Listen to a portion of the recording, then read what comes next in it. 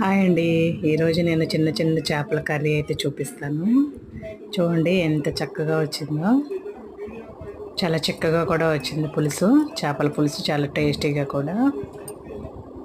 ముందుగా చేపల్ని శుభ్రంగా కడుక్కొని, చేపలు అమ్మేవాళ్ళు కడిగినా కూడా మనం ఇంటికి వచ్చాక ఉప్పు పసుపు వేసుకొని బాగా శుభ్రంగా కడుక్కోవాలి, అలా తెల్లగా వచ్చేదాకా. దానిలో కొద్దిగా ఉప్పు పసుపు కారము ఒక గరిట ఆయిల్ వేసుకుని ఒక గంట సేపు పక్కన పెట్టుకుంటే చేప ముక్కలకు ఉప్పు కారం బాగా పడుతుంది.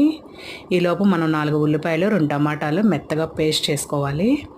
ఒక కళాయి పెట్టుకుని 4 టేబుల్ స్పూన్ల ఆయిల్ వేసుకుని 2 టేబుల్ స్పూన్ల అల్లం వెల్లుల్లిపాయ పేస్ట్ వేసుకుని బాగా ఎర్రగా వేయించుకోవాలి. తర్వాతే మనం టమాటా ప్యూరీ వేసుకున్నాం కదా, టమాటా ప్యూరీ వేసుకుని టమాటా ఉల్లిపాయ 2 కలిపిన ప్యూరీ వేసుకుని అలా ఆయిల్ పైకి తేలేదాకా ఎర్రగా వేయించుకోవాలి. ఈ వేయించిన మిశ్రమంలో చింతపండు రసం పోసుకోవాలి. చింతపండు రసం పోసుకొని ఇప్పుడు ఈ చింతపండు రసానికి తగ్గట్టుగా ఉప్పు పసుపు కారం వేసుకోవాలి. ఇందాక చేపకు తగ్గట్టుగా చేప ముక్కల్లో వేసాం కదా, అందుకే కొద్దిగా పడతాయి. కొంచెం వాటర్ పోసుకొని పచ్చిమిరపకాయ ముక్కలు వేసుకుని అలా ఉడికించుకోవాలి. అలా ఒక బాగా పులుసు ఉడికిన తర్వాత మాత్రమే ఈ చేప ముక్కలు వేయాలి. అప్పుడు మాత్రమే పర్ఫెక్ట్గా ఉడుకుతాయి.